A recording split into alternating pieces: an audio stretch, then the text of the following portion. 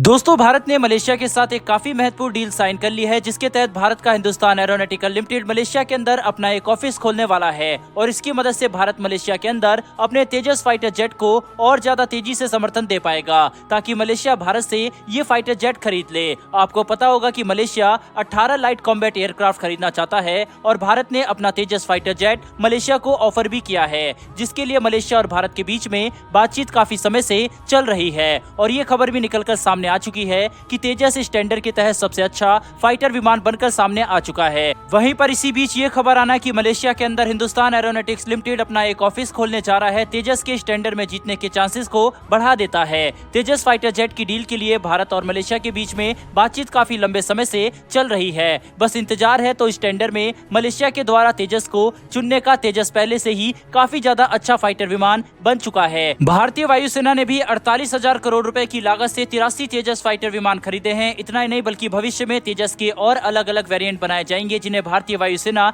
इस्तेमाल करने वाली है। और अगर किसी फाइटर जेट को भारतीय वायुसेना इस्तेमाल कर रही है, मतलब उसकी क्षमता पर कोई भी शक नहीं कर सकता। इसीलिए मलेशिया भी भारत के LCA तेजस में रुचि ले रहा है। बस कुछ राजनीतिक कारणों की वजह से डील अभी तक नहीं हो पाई है, लेकिन बहुत जल्द ही मलेशिया तेजस को भारत से खरीद सकता है। और मलेशिया में हिंदुस्तान एरोनॉटिक्स लिमिटेड का ऑफिस खुलने के बाद तो इस बात की संभावना और भी ज्यादा बढ़ जाती है कि भारत पूरी शक्ति के साथ तेजस को समर्थन देगा इस टेंडर में जिताने के लिए। दोस्तों, स्वदेशी हथियारों के विकास के मामले में भारत ने पिछले कुछ सालों में काफी सफलता हासिल की है। इतना ही नहीं बल्कि भारत इन हथियारों के निर्यात के लिए भी अपना पूरा जोर लगा रहा है। हमने फिलीपींस को $375 मिलियन की कीमत पर सुपरसोनिक ब्रह्मोस मिसाइल दी है और अर्मीनिया जैसे युद्ध प्रभावित देश को हमने हमारा Swati weapon locating radar system भी दिया है, जिसके इस्तेमाल से अर्मीनिया संतुष्ट भी है। वहीं पर इसके अलावा हमने हाल ही में इजिप्ट को 70 तेजस फाइटर जेट का भी ऑफर दिया है। वहीं पर अमेरिका तक हमारे तेजस फाइटर विमानों में रुचि ले रहा है। तो देखा जाए तो धीरे धीरे करके भारत विश्व में अपनी छवि एक रक्षा निर्यातक देश के रूप में कायम कर रहा है और भारत ने पिछले सालों में काफी सारे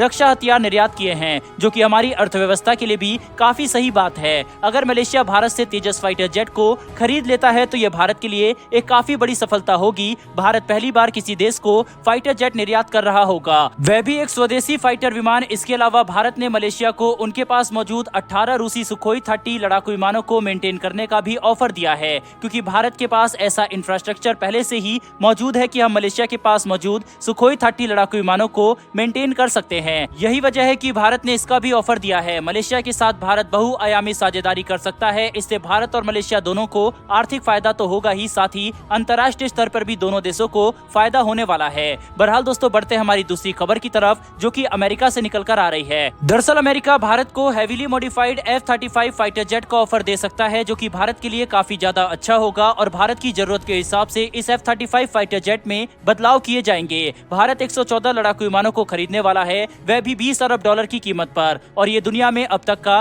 किया गया सबसे बड़ा सौदा होगा लड़ाकू विमानों के क्षेत्र में। इसीलिए अमेरिका अपनी एड़ी चोटी का जोर लगा रहा है कि चाहे उन्हें अपने सबसे घातक तकनीक भी क्यों ना देनी पड़े, लेकिन वह भारत के इस टेंडर में जीत हासिल करना चाहता है। अमेरिका भारत के हथियारों के मार्केट को कब्जाना चाहता है, यहाँ तक कि वह भारत को अपना दूसरे नंबर का सबसे घातक और विनाशकारी फाइटर जेट F-35 भी देने को तैयार हो गया है। पहले नंबर पर F-22 लड़ाकू विमान है और अमेरिका इसे किसी भी देश को नहीं बेचता है। हालांकि भारत अमेरिका से F-35 फाइटर जेट खरीदेगा, इस बात की संभावना काफी कम नजर आ रही है, क्योंकि ऐतिहासिक रूप से आज तक भारत ने अमेरिका से किसी भी लड़ाकू विमान को नहीं खरीदा है और सालों बाद जब भारत अमेरिका के बीच में रिश्ते अच्छे हो चुके हैं, तो भी इस बात की संभावना ज्यादा नहीं है कि भारत अमेरिका से F-35 फाइटर जेट खरीदेगा, क्योंकि शायद अमेरिका F-35 की तकनीक देने के लिए तैयार ना हो और बिना टेक्नोलॉजी के भारत किसी भी लड़ाकू विमान को नहीं खरीदने वाला। $20 बिलियन खर्च करने के बाद अगर भारत को लड़ाकू विमान की पूरी तकनीक नहीं मिलती, तो इतना सारा पैसा खर्च करने का भारत के लिए कोई मतलब नहीं बनेगा। भारत के लिए ये बात काफी मायने रखती है कि अमेरिका भारत को अगर कोई लड़ाकू विमान देना चाहता है तो वह उसकी तकनीक भी जरूर दे। अगर अमेरिका भारत को F-35 की तकनीक देने के लिए तैयार हो जाता है, तो इस बात की संभावना काफी ज्यादा बढ़ जाएगी कि भारत अमेरिका से इस फाइटर जेट को